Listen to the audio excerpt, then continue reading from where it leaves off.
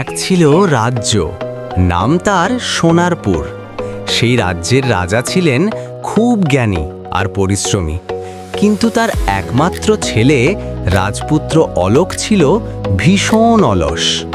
রাজপুত্র অলোক সারা দিন ঘুমাতো, খেলতো আর মিষ্টি খেত। পড়াশোনা, রাজকার্য শেখা বা কোনো কাজ কিছুই তার ভালো লাগতো না। রাজা খুব চিন্তায় পড়লেন। তিনি ভাবলেন, এভাবে চললে তো একদিন রাজ্য চালাবে কে?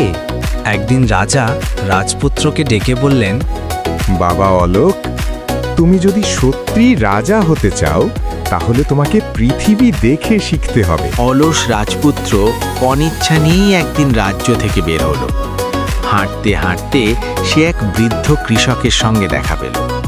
বৃদ্ধ রোদে পুড়ে মাঠে কাজ করছিলেন।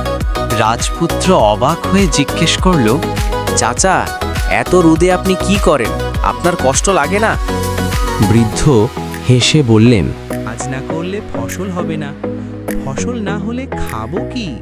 কিছু দূর গিয়ে রাজপুত্র দেখল এক কুমার মাটির হাঁড়ি বানাচ্ছে, আবার আরেকজন কাঠুরে কাঠ কাটছে।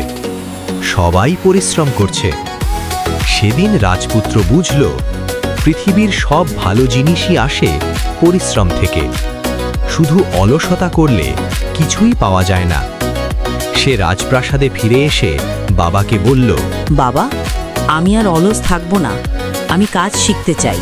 তারপর থেকে রাজপুত্র প্রতিদিন পড়াশোনা করত, রাজকার্য শিখত এবং প্রজাদের সাহায্য করত। কয়েক বছর পর সে খুব জ্ঞানী ও পরিশ্রমী রাজা হলো।